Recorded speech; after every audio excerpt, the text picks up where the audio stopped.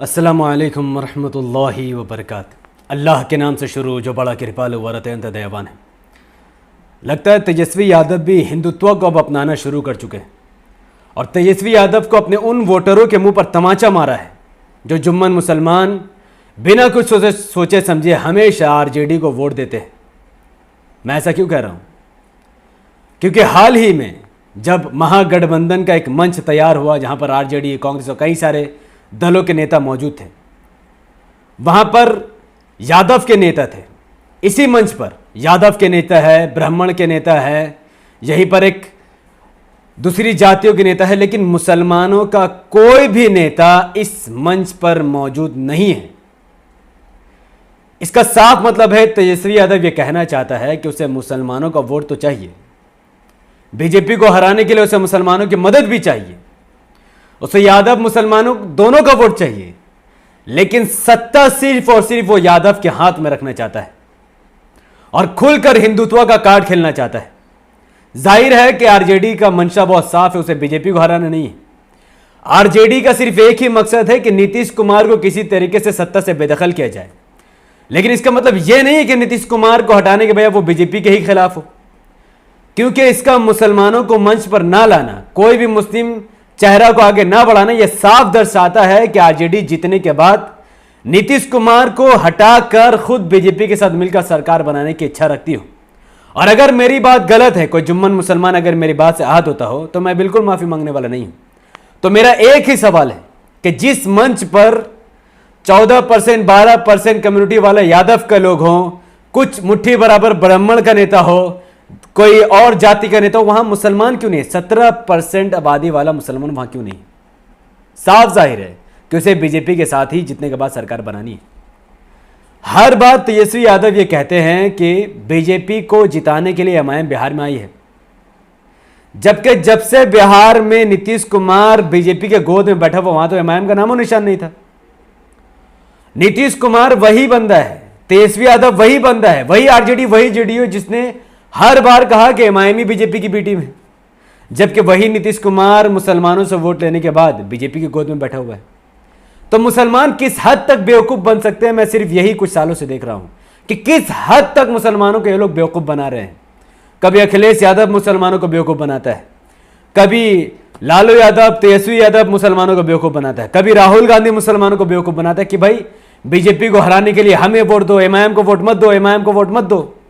लेकिन हम हर जगह अगर हम देखें, चाहे वो मध्य प्रदेश हो, चाहे वो महाराष्ट्र हो, या चाहे गुजरात हो, या चाहे गोवा हो, या चाहे कर्नाटका हो, इन तमाम राज्यों में जब जब मुसलमानों ने कांग्रेस को वोट दिया बीजेपी को हराने के लिए, तो वही कांग्रेस के एमएलए बीजेपी का हाथों बिक कर बीजेपी का सरकार बना दिए। आज कुल 5 से 6 राज्यों में ऐसी सरकार है जो कांग्रेस के बदौलत बीजेपी जीती हुई है। कांग्रेस एमएलए बीजेपी हाथों बिक चुके हैं और कांग्रेस के एमएलए आज बीजेपी पार्टी ज्वाइन कर चुके हैं, क्योंकि कांग्रेस तो कहती है कि हम बीजेपी के साथ नहीं है, लेकिन जीतने के बाद मुसलमानों का ही वोट लेकर वो बीजेपी में शामिल हो जाते हैं। भाइयों, आम अगर कोई भारतीय नागरिक हो, चलो वो किसी धोखा में पड़ जाए, वो बार बार धोखा खाए, तो उसके लिए कोई खास बात नहीं, क्योंकि 70 साल से तो हम लोग देख ही रहे हैं किस तरीके से भारत बर्बाद है। लेकिन मुसलमानों का बार बार धोखा खाना यह बहुत सीरियस मैटर है, क्योंकि जब रसूलुल्लाह सल्लल्लाहु अलैहि वसल्लम साफ साफ ये बात फरमाए कि मोमिन सिर्फ एक ही बार धोखा खाता है, बार बार नहीं, यानी बार बार धोखा खाने वाले या तो मुनाफिक है, या तो काफिर, या मुशरिक, या दिखावा का मुसलमान है। मोमिन कभी 2 बार धोखा खा ही नहीं सकता है। जब एक बार ऑलरेडी मुसलमानों ने आरजेडी, जेडीयू पर भरोसा करके एमआईएम का साथ छोड़कर उन्होंने बीजेपी के खिलाफ आरजेडी, जेडीयू को वोट दिया, फिर भी कुछ साल बाद बीजेपी की सरकार बन गए, वही आरजेडी, वही जेडीयू के एमएलए जाकर बीजेपी के साथ मिल गए, तो फिर आगे क्यों नहीं हो सकता? ये क्या कोई ये बात की गारंटी मुझे दे सकता है कि आने वाले वक्त में अगर एमआईएम को वोट न भी दिया जाए, तो क्या आरजेडी का एमएलए इतना विश्वास हम उस पर कर सकते हैं कि वो बीजेपी पर शामिल नहीं होगा? क्या हमारे पिछले कुछ दिनों में हम लोगों ने नहीं देखा कि कैसे राजस्थान के 30-40 एमएलए बीजेपी में जाने को तैयार? क्या हम लोगों ने महाराष्ट्र में नहीं देखा कि 6, 7, 8, 9, 10 एमएलए बीजेपी में जाने को तैयार? क्या हम सब ने गुजरात में नहीं देखा कैसे लोग बीजेपी में चले गए? क्या हम सब ने गोवा और कर्नाटका में नहीं देखा कि कैसे 30-40 एमएलए बीजेपी में चले गए? तो कौन सा ऐसा गारंटी कोई लेगा कि कांग्रेस को वोट देने के बाद या आरजेडी या जेडीयू को वोट देने के बाद वो बीजेपी में नहीं जाएगा, या अन्य पार्टियों के लोगों को वोट देने के बाद कोई बीजेपी में नहीं जाएगा। मुसलमानों, तुम्हें समझना पड़ेगा कि यहां पर बात सिर्फ राजनीति की नहीं है, यहां बात तुम्हारे अस्तित्व की है। क्या आरजेडी को मुसलमानों को वोट चाहिए लेकिन कोई मुस्लिम नेता उसे पसंद नहीं है, जेडीयू को मुसलमानों को वोट चाहिए लेकिन वो बीजेपी से जाके मिला हुआ है, और अखिलेश यादव चाहे कांग्रेस हो चाहे आरजेडी, ये जितने सारे पार्टी हो, ये लोग कह रहे हैं कि बीजेपी को हराना तो मुसलमान हमें वोट दो, लेकिन इन्हीं के एमएलए हर बार बीजेपी में जाके मिले, तो कब तक धोखा खाओगे तुम? मैं एक उदाहरण देता हूं महाराष्ट्र की। महाराष्ट्र में एमआईएम कुल 50 सीट के आसपास इलेक्शन लड़ी, तो वहां के मुसलमानों ने एमआईएम को हरा दिया। क्यों भाई? जबकि एमआईएम जमीनी स्तर पर काम कर रही थी, वहां पर ऑलरेडी एमआईएम के 2 सीट थे, फिर भी वहां के मुसलमानों ने शिवसेना और बीजेपी को हराने के लिए जानते किसे वोट दिया? कांग्रेस और आईएनसी को। एक शरद पवार की पार्टी को उसने वोट दिया, एक राहुल गांधी की पार्टी को उसने वोट दिया, ताकि शिवसेना और बीजेपी गठबंधन बनाकर सरकार ना बना सके। बदले में जानते हैं मुसलमान को क्या मिला? शर्म आनी चाहिए, शर्म आनी चाहिए वहां के लोगों को जिन्होंने एमआईएम का साथ छोड़ दिया और राहुल गांधी और शरद पवार पर उन्होंने भरोसा किया। जब वोटिंग खत्म हो गई, एमआईएम सिर्फ 2 ही सीट जीती, बाकी तमाम सीटों में शरद पवार की पार्टी जीत गई और राहुल गांधी की पार्टी जीत गई। जीतने के बाद इन लोगों ने शिवसेना के साथ गठबंधन करके सरकार बना ली, वही शिवसेना जिसने बाबरी मस्जिद को तोड़ने में एक अहम रोल अदा किया था। तो बताओ मुसलमानों, तुम्हारे वोट से ऐसी पार्टी आज महाराष्ट्र में सरकार चला रही जिसने बाबरी मस्जिद को शहीद किया था। इससे शर्म की कोई बात नहीं हो सकती है। और आज महाराष्ट्र के मुसलमान वो समझ गए कि हमने धोखा खा लिया, और आप देखना आने वाले इलेक्शन में वो धोखा नहीं खाने वाले, क्योंकि वो रोड पर आ गए थे जब ये सरकार बनी थी। तो क्या ये घटना आप दोबारा दोहराना चाहते हैं बिहार में? जब बिहार में इलेक्शन होगा, पिछली बार आप लोगों ने क्या क्या सीमांचल के 6 सीटों में एमआईएम को हरा दिया। आपने कहा कि नहीं बीजेपी को हराना है, हमें राहुल गांधी का साथ चाहिए, हमें आरजेडी का साथ चाहिए, हमें उन गैर मुस्लिमों का साथ चाहिए, उन्हें गैर मुस्लिमों का हमें मसीहा बनाना है जो बीजेपी को हराएगी। आपको स्कूल से मतलब नहीं, कॉलेज हॉस्पिटल से मतलब नहीं, और जिस बीजेपी को हराने के लिए आपने वोट दिया, बदले में आपको क्या मिला? उसी बीजेपी का सरकार बिहार में है। तो अब तो संभलने का दौर है ना। अब तो हमने ऑलरेडी धोखा खा लिया।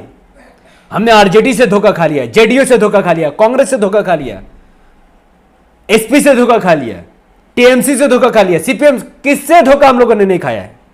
किसने मुसलमान कौम के पीठ में खंजर नहीं भुका? मुझे एक नाम बता दो कि किसके राज्य में दंगा ना हुआ हो, किसके नेतृत्व में दंगा ना हुआ हो, किसके सरकार के अंडर में दंगा ना हुआ हो, या किसी ने मुसलमानों को आरक्षण दे दिया। कोई ऐसा पार्टी का नाम बता दो, कोई नहीं।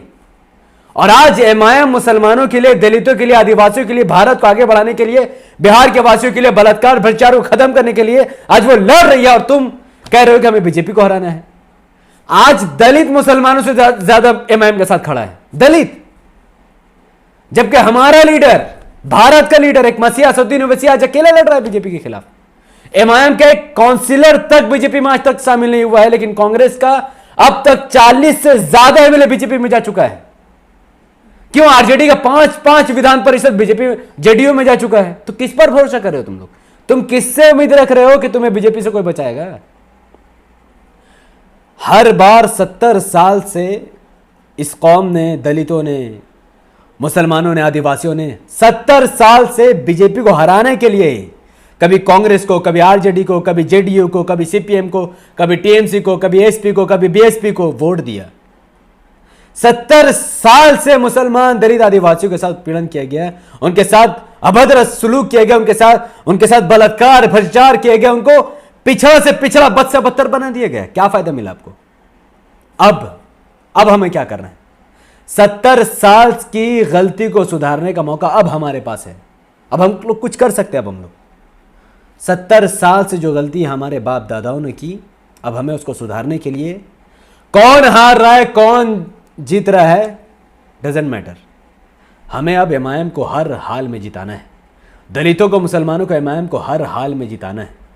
हमें स्कूल चाहिए, हमें कॉलेज चाहिए, हमें हॉस्पिटल चाहिए, हमें इंस्टीट्यूट चाहिए, अच्छे रोड चाहिए, हमें घर चाहिए, रोटी कपड़ा मकान चाहिए।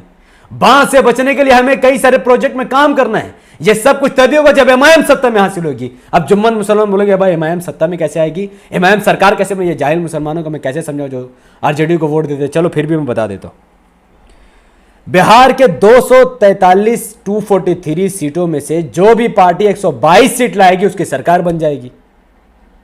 और इस वक्त जेडीयू की 70 सीट, बीजेपी की 54 सीट, आरजेडी की 80 सीट, कांग्रेस की 26 सीट, एमआईएम की 1 सीट, सीपीएम की 1 सीट, एलजेपी की 2 सीट, आईएनडी की 5 सीट। सरकार किसकी बनी हुई है? बीजेपी और जेडीयू ने 70 और 54 मिलाकर 124 सीट से सरकार बनाई हुई है इस वक्त। लेकिन अब जब इलेक्शन चल रहा है, एमआईएम 50 सीट पर चुनाव लड़ रही है। अगर आप एमआईएम को 50 सीट दे देते हैं और एमआईएम की 50 सीट आ गई और आरजेडी को मान लो 60 सीट आ गई, 70 सीट आ गई, कांग्रेस को आ गई 20 सीट, 30 सीट, तो जब आरजेडी को अगर 70-80 सीट आ जाए, कांग्रेस को 20-30 सीट आ जाए, तो इन्हें सरकार बनाने के लिए 10-15 सीट का जरूरत पड़ेगा ही। तो ये किससे भीख मांगेगा? ये कब दारुस्सलाम आएगा? ये किसके पास आएगा जानते हैं? इसे दारुस्सलाम के चौखट को कांग्रेस और आरजेडी को चाटना पड़ेगा। अगर उसे सरकार बनानी है तो उसे एमआईएम का साथ लेना ही पड़ेगा। अगर उसे बीजेपी को हटाना है तो उसे एमआईएम का साथ मांगना ही पड़ेगा। तब हम भीख नहीं, एमआईएम साथ देकर हक मांगेगी, करप्शन के खिलाफ बिल पास करेगी, भ्रष्टाचार बलात्कार के खिलाफ बिल पास करेगी, बार ना ऐसे प्रोजेक्ट को अमल में लाने के लिए बिल पास करेगी। तब जाके बिहार का विकास होगा। और आरजेडी चाहे ना चाहे, कांग्रेस चाहे ना चाहे, बिहार की तरक्की के लिए, बिहार में फैक्ट्री लगाने के लिए, बिहार में रोजगार के लिए, बिहार में भ्रष्टाचार खत्म करने के लिए, बलात्कार खत्म करने के लिए उसे काम करना ही पड़ेगा। क्योंकि अगर आरजेडी और कांग्रेस ने इस बार काम नहीं किया तो एमआईएम अपना सीट निकालकर धक्का देकर इसकी सरकार को गिरा देगी। तो हमें रिमोट अपने हाथ में अगर रखना है तो बाबा साहब अम्बेडकर की इज्जत करने वाले दलित और मुसलमानों को, संविधान की इज्जत को देखते हुए, ईमान को देखते हुए उसे एमआईएम को वोट देना ही पड़ेगा। और मैं यकीनन कहता हूं कि अगर आज भी मुसलमानों ने, दलितों ने, आज भी अगर सिर्फ प्रॉपर में मुसलमानों की भी बात करो, क्योंकि बात यहां हदीस की मैटर है, मोमिन के मैटर है कि अगर रसूल सल्लल्लाहु अलैहि वसल्लम फरमाते हैं कि मोमिन सिर्फ एक ही बार धोखा खाता है, बार बार नहीं, तो अगर आज भी अगर एमआईएम को वोट नहीं पड़ा इस इलेक्शन में, मुसलमानों ने अगर आज भी आरजेडी और जेडीयू को वोट दिया, कांग्रेस को वोट दिया और इनके एमएलए बिक कर बीजेपी में ज्वाइन होकर सरकार बना लेंगे, तो माफ करना, तुम मोमिन कहलाने के लायक ही नहीं बचोगे। नबी करीम सल्लल्लाहु अलैहि वसल्लम की हदीस के अकॉर्डिंग तुम मुसलमान, तुम मोमिन नहीं रहोगे, तुम एक जाहिल गवार कैटेगरी के लोग बच जाओगे, जिसकी हैसियत दुनिया में भी नहीं और आखिरत में भी नहीं बचेगी। तो अपना अस्तित्व बचाने के लिए, अपना आखिरत बचाने के लिए भी आपको एमआईएम को वोट देना ही पड़ेगा। तो मैं मोहम्मद हफीज अंसारी, जो आज तक असद साहब से भी नहीं मिला, एमआईएम के किसी लोगों से नहीं मिला, तो मैं एमआईएम के साथ हूँ, था, रहूँगा, क्योंकि मैं धोखा खाने वाले नहीं हूँ। 70 साल से जो हमारे बाप दादाओं ने गलती की, मैं उस गलती को दोहराने वालों में से नहीं हूँ। मैं एक यंग, सोचने वाला, पढ़ा लिखा, देखने वाला, सुनने वाला, बोलने वाला मुसलमानों में से हूँ, भारतीय नागरिक में से हूँ, जो हर बार करप्शन और भ्रष्टाचार, बलात्कार ख़त्म करने के लिए जिस हद तक मुझे गिरना पड़ेगा गिरूंगा, और एमआईएम को सत्ता दिलाने के लिए जो भी मुझे करना पड़ेगा मैं करूंगा। मुसलमानों को जगाने के लिए, दलितों को जगाने के लिए दिन रात एक कर दूंगा, तमाम आंकड़े उनके सामने रखूंगा। लेकिन एमआईएम को मजबूत करने के लिए मेरे जिस्म का आखिरी खून मैं एमआईएम के लिए सर्व कर दूंगा, ताकि एमआईएम सरकार बनाए, हिस्सेदारी मांगे, भीख नहीं बल्कि भ्रष्टाचार, बलात्कार को ख़त्म करे और लोगों को रोटी कपड़ा मकान मिले और बिहार एक नई तरक्की की तरफ बढ़े। और बिहार के लोग कभी भी अपने राज्य को छोड़कर दूसरे स्टेट में जाकर खुद को बेइज्जत न करें और बिहार में ही रहकर रोज़गार कमाएं। ये काम सिर्फ और सिर्फ एमआईएम कर सकती है। अगर आपको बात समझ में आई हो तो अल्हम्दुलिल्लाह, ना समझ में आए तो वीडियो बार बार देखिए, समझिए, आंकड़ा को समझिए कि एमआईएम कैसे सरकार बना सकती है, कैसे 50 सीट ला कर भी वो बिहार में सरकार बना सकती है। आपको आंकड़ा समझना पड़ेगा। अगर ना समझ में आए तो अल्हम्दुलिल्लाह, समझ में आए तो भी अल्हम्दुलिल्लाह, मैं इससे ज़्यादा कुछ नहीं कर सकता। तो अब इलेक्शन करीब है, वोट देने का वक्त है। कहीं को मौलवी उठकर ये ना कहते कि एमआईएम को हराने के लिए, बीजेपी को हराने के लिए एमआईएम को वोट मत दो, आरजेडी जेडीयू को। पिछले बार एक मौलवी ने कहा था कि कांग्रेस को वोट दो, आरजेडी को वोट दो, बीजेपी को हराने तो एमआईएम को वोट मत दो। और वही नीतीश कुमार का सपोर्टर मौलवी ने नीतीश कुमार को जिताकर बीजेपी को जिता दिया। तो इसीलिए मुल्ला मौलवी को छोड़ो, अच्छे आलिम दीन को पकड़ो, कुरान हदीस सीखो, इस्लाम सीखो, दीन दुनिया की तालीम लो और एमआईएम का साथ दो। बेवकूफ़ बनना बंद करो। वरना एक वक्त आएगा जब लोग तुम्हें पूछेंगे और वोटिंग अधिकार भी तुम्हारे हाथ से चले जाएगा। और ये कोई ढकी छुपी बात नहीं है, बीजेपी का प्रोपेगेंडा ऐसा ही है। शुक्रिया। अस्सलाम वालेकुम वरहमतुल्लाहि वबरकातुहू। अल्लाह की सलामती रहमत बरकात तमाम भाई और बहनों पर हो। मे अल्लाह भी पीस अपॉन अस।